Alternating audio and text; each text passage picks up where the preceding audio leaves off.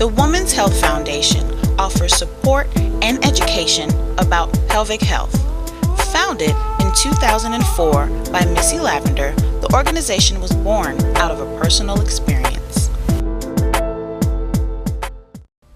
I created the Women's Health Foundation after being a patient, and when my son was born 11 and a half years ago. I came through what I thought was a pretty typical pregnancy and ended up with some pretty substantial pelvic health issues, things like loss of bladder control, my uterus falling, sexual dysfunction, pelvic pain. And I was so surprised that I would have those things happen to me after this baby was born. And I was also surprised as I got into treatment, and fortunately with very good physicians and physical therapists, I was so struck by how many of the women I knew or I was meeting, because of course I was talking to everybody about what I was experiencing, didn't know about the field of women's pelvic health, didn't know about urogynecologists or doctors that just treat women's pelvic health. The great thing about improving or maintaining good pelvic health is that it's something you can do on your own. The number one thing we always tell women is to really address their pelvic floor muscles. And so many of us have been told to do our Kegels, and yet very few of us have ever been properly coached. And just like you would never walk into a gym as an uninitiated potential exerciser and work your biceps without a little coaching, we say the same thing to women about your pelvic floor. Missy created a fabulous Girls Night Out event to help get the word out about the importance of pelvic health and the correct way to achieve it.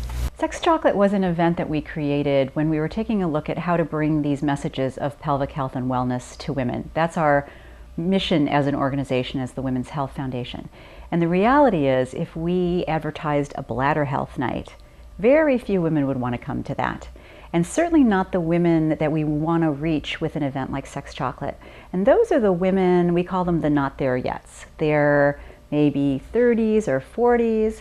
They're starting to experience symptoms possibly, and yet they're not fully identified as a patient or somebody who's incontinent.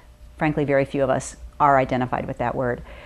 But they respond to other things. I mean, first of all, everybody, whether they're 19 or 72, the word sex sells. So sex is a fun word. And sex is important when you talk about pelvic health, obviously. Everybody loves chocolate, right? We also serve champagne, which, okay, it's a bladder irritating liquid, but it's fun and festive and women like it. So we created an event that is around things that women like, and we have fun colors and fun venues, but it's also an educational experience. So women come in and they learn, they laugh, they eat, they drink, and they leave hopefully seduced a little bit into wanting to know more about their pelvic health. And that's really the mission of the event. Make sure you visit the Women's Health Foundation online. There are some great tools and educational information to help you learn more about good pelvic health.